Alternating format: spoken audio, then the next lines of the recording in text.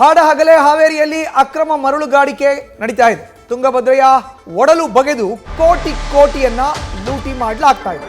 Deputy speaker Rudrappa Lamani ಕ್ಷೇತ್ರದಲ್ಲೇ ಈ ಅಕ್ರಮ ಮರಳುಗಾರಿಕೆಯ ದಂಧೆ ಈಗ ವ್ಯಾಪಕವಾಗಿ ನಡೀತಾ ಇದೆ. ಕ್ಷೇತ್ರದ ಹಲವು ಭಾಗದಲ್ಲಿ ಎಗ್ಗಿಲ್ಲದೆ ಮರಳು ಸಾಗಾಟ ಮಾಡಲಾಗ್ತಾ ಇದೆ. ಹುಲ್ಯಾಳ, ಹರಳಿಹಳ್ಳಿ, ಗಳಗನಾಥ್ ಗ್ರಾಮಗಳಲ್ಲಿ ಈ ಅಕ್ರಮ ಮರಳುಗಾರಿಕೆ ನಡೀತಾ ಇದೆ. ಅಕ್ರಮ ಮರಳುಗಾರಿಕೆ ಬಗ್ಗೆ ನಮ್ಮ ಹಾವೇರಿ ಪ್ರತಿನಿಧಿ ಶಿವಾನಂದ್ ನಡೆಸಿರುವಂತಹ ಗ್ರೌಂಡ್ ರಿಪೋರ್ಟ್ ಇಲ್ಲಿದೆ, ನೋಡೋಣ ಬನ್ನಿ. ಗುತ್ತಲ ಭಾಗದಲ್ಲಿ ಅಕ್ರಮ ಮರಳುಗಾರಿಕೆ ಎಷ್ಟರ ಮಟ್ಟಿಗೆ ನಡೆದಿದೆ ಅಂತ ಹೇಳಿದ್ರೆ ಸದ್ಯ ನಾನು ದೃಶ್ಯದಲ್ಲಿ ತೋರಿಸ್ತಾ ಹೋಗ್ತೀನಿ. ಸದ್ಯ ನೋಡ್ತಾ ಇರ್ಬೋದು, ಇದೊಂದು ಖಾಸಗಿಯ ಒಂದು ಜಾಗ. ಸದ್ಯ JCB ನೋಡ್ತಾ ಇರ್ಬೋದು.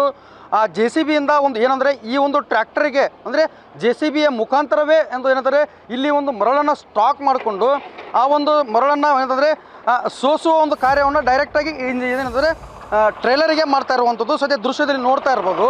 ಅಂದರೆ ಹಾವೇರಿ ತಾಲೂಕಿನ ಗುತ್ತಲ ಭಾಗದಲ್ಲಿರ್ತಕ್ಕಂಥ ಕೆಲವೊಂದಿಷ್ಟು ಸ್ಥಳಗಳಲ್ಲಿ ಈ ಒಂದು ದೃಶ್ಯ ರಾಜಾರೋಷವಾಗಿ ಹಾಡು ಹಗಲೇ ಯಾವುದೇ ರೀತಿಯಾದಂಥ ಅಧಿಕಾರಿಗಳ ಭಯವಿಲ್ಲದೆ, ಯಾವುದೇ ರೀತಿಯಾದಂಥ ಪೊಲೀಸ್ ಇಲಾಖೆಯ ಭಯವಿಲ್ಲದೆ ಈ ರೀತಿ ದೃಶ್ಯಗಳು ಕಂಡುಬರುವಂಥದ್ದು ಸದ್ಯ ನೋಡ್ತಾ ಇರ್ಬೋದು. ಹಾವೇರಿ ತಾಲೂಕಿನ ಗುತ್ತಲ ಭಾಗದಲ್ಲಿ ಒಂದು ಅಡ್ಡೆಯಲ್ಲಿ ಸಂಗ್ರಹ ಮಾಡಿರ್ತಕ್ಕಂಥ ಈ ಉಸುಗು ಸಾಕಷ್ಟು ಪ್ರಮಾಣದಲ್ಲಿ ಶೇಖರಣೆಗೊಂಡಿರುವಂಥದ್ದು. ಅಂದರೆ ಈಗಾಗಲೇ ಏನಂದರೆ ಹಾವೇರಿ ಜಿಲ್ಲೆಯ SP ಅವರು ಕೂಡ ಮೊನ್ನೆ ಕಟ್ಟುನಿಟ್ಟಾಗಿ ಹೇಳಿದರು, ನಮ್ಮ ಜಿಲ್ಲೆಯಲ್ಲಿ ಯಾವುದೇ ರೀತಿಯಾದಂಥ ಅಕ್ರಮ ಮರಳುಗಾರಿಕೆ ಇಲ್ಲ ಅಂಥೇಳಿ.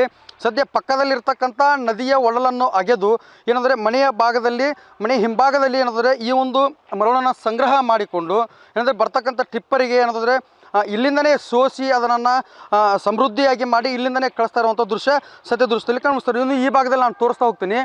ಸುಮಾರು ಒಂದು 150ಕ್ಕೂ ಹೆಚ್ಚು ಟ್ರ್ಯಾಕ್ಟರ್ಗಳಾಗಿರ್ಬೋದು, ಟಿಪ್ಪರ್ಗಳಾಗಿರ್ಬೋದು ತುಂಬುವಂಥ ಏನಂದರೆ ಮರಳನ್ನು ಇಲ್ಲಿ ಸಂಗ್ರಹ ಮಾಡಿರುವಂಥದ್ದು.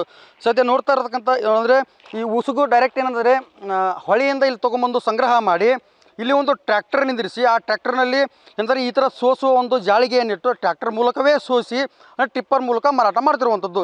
ಈ ಒಂದು ದೃಶ್ಯ ರಾಜಾರೋಷವಾಗಿ ಹಾಡು ಹೋಗಲೇ ಏನಂತಂದರೆ ನಡೀತಾ ಇದ್ದರೂ ಕೂಡ ಗಣಿ ಮತ್ತು ಭೂ ವಿಜ್ಞಾನ ಇಲಾಖೆ ಆಗಿರ್ಬೋದು, ಪೊಲೀಸ್ ಇಲಾಖೆ ಆಗಿರ್ಬೋದು, ಇಲ್ಲೇ ಕೂಗಳತಲ್ಲಿರ್ತಕ್ಕಂಥ ಗುತ್ತಲ ಪೊಲೀಸ್ ಠಾಣೆಯ ಪೊಲೀಸ್ ಅಧಿಕಾರಿಗಳಿಗೂ ಕಾಣ್ತಾ ಇಲ್ಲ, ಕೇಳ್ತಾ ಇಲ್ಲ ಅಂತಲೇ ಹೇಳ್ಬೋದು.